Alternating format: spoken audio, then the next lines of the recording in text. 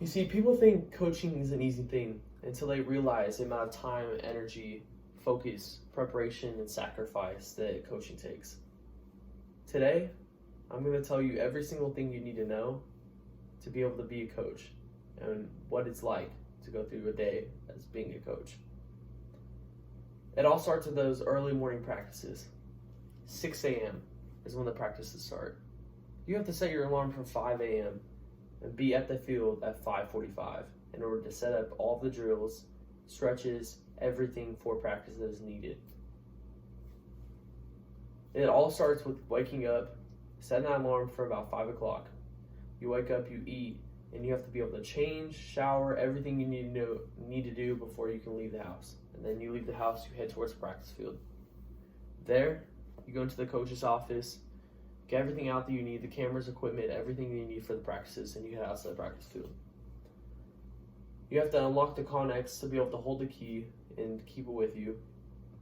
To take everything out of the Connex and be able to put it onto the practice field and set everything up for the practice.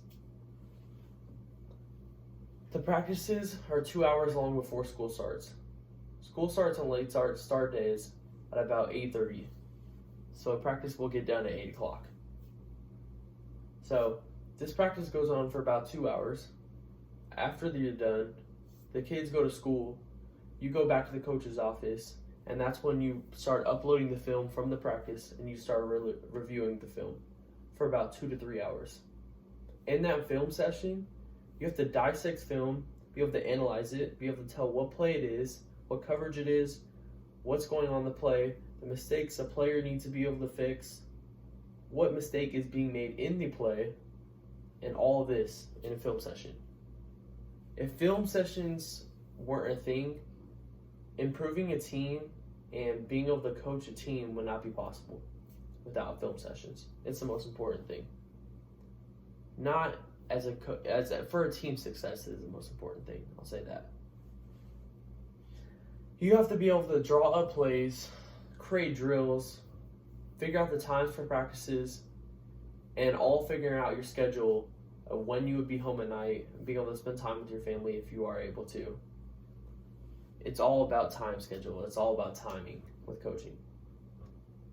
Coaching is a very sacrificial thing that not a lot of people understand.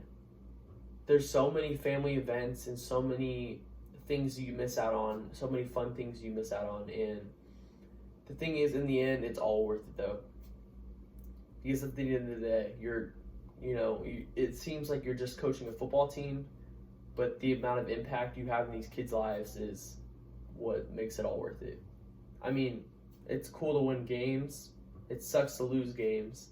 But at the end of the day, you're building these kids into young men and being able to put them forward to be able to be successful. That's what it's all about. Football is a thing to be able to teach kids to be disciplined, be on time, things like that they need for life. And that's what a lot of people don't realize, like how important football or sports are in a kid's life, because it teaches them the things they need for life. That's why coaches are so important. You see, if coaches weren't here, kids wouldn't be able to be successful in life, and especially in sports. But you have to be able to do all these things in a day's worth. That's one practice. You have the 3-hour film sessions. After that, you have another 2.5-hour practice after school is ending. That's another 2 hours of film after that practice is done to be able to analyze and go over plays again. All the while, you're not getting home until 8 o'clock maybe, and maybe eat and be able to get ready for bed and start all over the next day. Football season is hard on families. It definitely is at home, because you don't get that time to be able to spend with them. But if you have a wife, I'm sure that they know what goes on. They know why you do it. They know why you love to do it.